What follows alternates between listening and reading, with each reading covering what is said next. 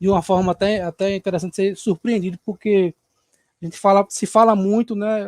A gente no meio cristão e também pessoas que não são cristãs, sobre essa questão dos islâmicos, né, dos muçulmanos. A gente tem aquela questão lembra de episódios como Charlie Hebdo, né, do jornal que fazia sátiras e que houve um atentado, enfim. A gente sabe que existem várias situações envolvendo o islamismo. Aí cabe a discussão para cada um aí se tem um bonzinho, se tem um malzinho, enfim. Eu não vou entrar nesse mérito nesse programa, mas é importante a gente lembrar que, como todas as religiões, os muçulmanos também são perseguidos aí na China, né? E a gente até fica... quando eu vi, inclusive até um programa internacional, não lembro agora o nome, mas em que um representante do governo chinês é confrontado com imagens desses muçulmanos uigures sendo levados em comboio para centros que eles chamam de reeducação, que nada mais são do que campos de concentração, porque justamente ser essa questão essa pressão, né, essa opressão do Partido Comunista Chinês.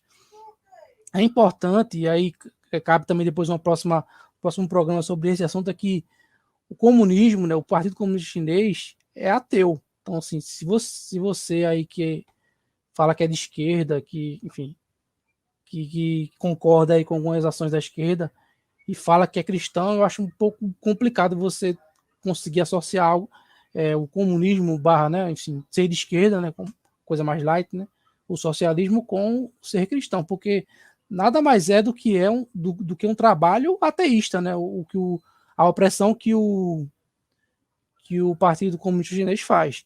Eu estava aqui verificando algumas informações, por exemplo, em 2018 eles já apertaram, né, a questão das leis em cima da liberdade religiosa, enfim, em cima das restrições impostas a movimentos religiosos.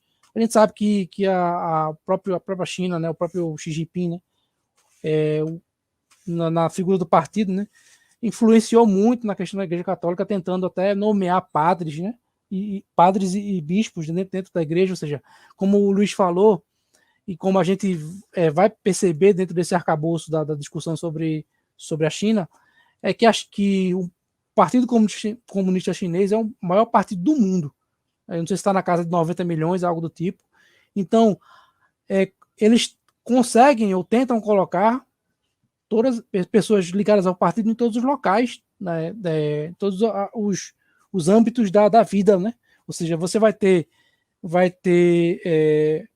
pertencentes ao Partido Comunista Chinês, né? Ou seja, adeptos ali do partido, dentro de igrejas, dentro de grupos, dentro de clubes, dentro de todo lugar. Então, você percebe que essa ideia de centralização, dominação, ela não pode estar ligada a uma liberdade, né? Uma certa liberdade que a gente, por exemplo, usufrui aqui no Brasil, né? De poder professar nossa fé, poder falar aquilo que quer dentro dos limites, né, da lei. Mas você percebe, por exemplo, a gente vê nessa regulamentação de 2018, né, que foi fortalecida em 2018, a proibição de venda de bíblias online. Você tem aí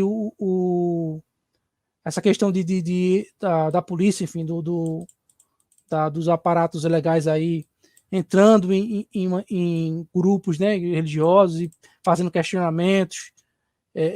Você tem aí o crescimento. Estou verificando aqui no site do Portas Abertas, quem quiser poder aí ver, curiosidade de verificar, né, que é esse site Portas Abertas, é ligado ao meio cristão evangélico, mas ele faz aí mostra como é que é a situação dos missionários lá, que são perseguidos. Você vai ver que o tanto de perseguição que eles sofrem. E quando a gente estava falando também por cima da questão da internet, a gente verifica que por exemplo, até em lives que eram feitas na época da pandemia, eram derrubadas porque o Partido Comunista Chinês, eles têm um controle muito forte da internet.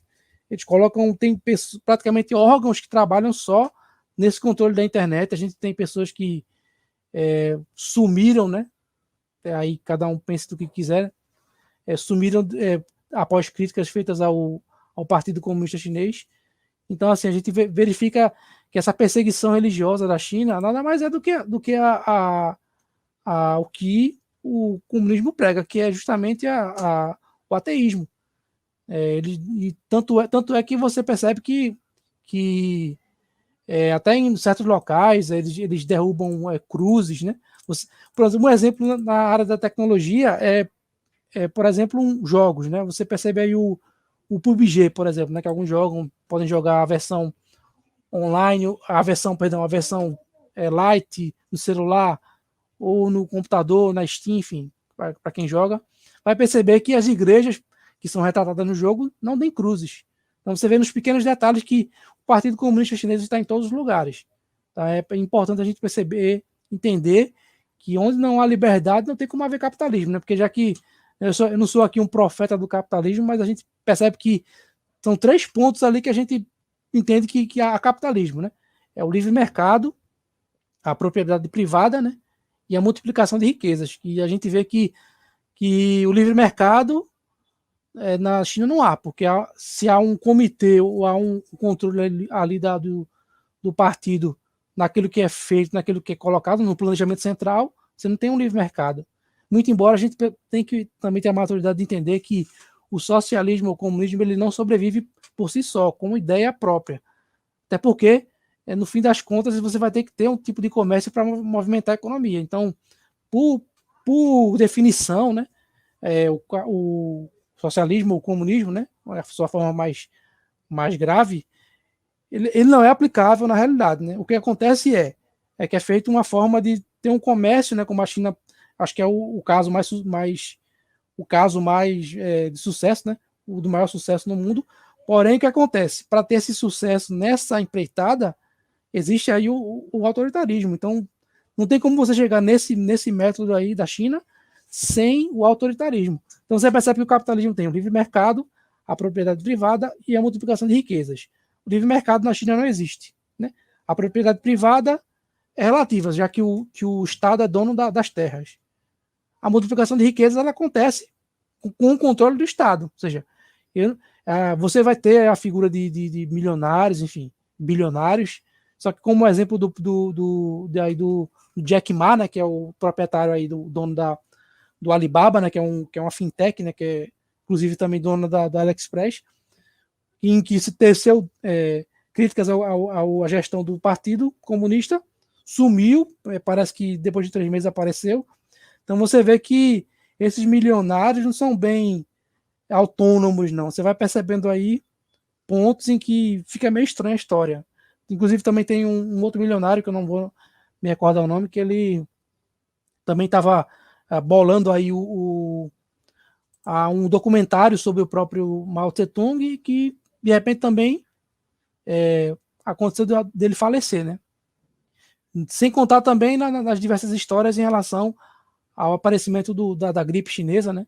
Ao qual pessoas que denunciaram sumiram. Então você percebe que onde não há capitalismo, não há liberdade, não religiosa nem econômica. Então você vai começando a ligar os pontos aí para que você perceba que não tem como a gente dizer que na China há um capitalismo, né? Tem alguns que falam socialismo aí capitalista, enfim, uma bobagem dessa, né, que é o quadrado redondo, né? Mas a gente percebe que dentro dessa falta de liberdade econômica e religiosa e outras liberdades, você vai percebendo que não tem um capitalismo genuíno, que tem aí uma forma de governo que conseguiu se sustentar através do autoritarismo.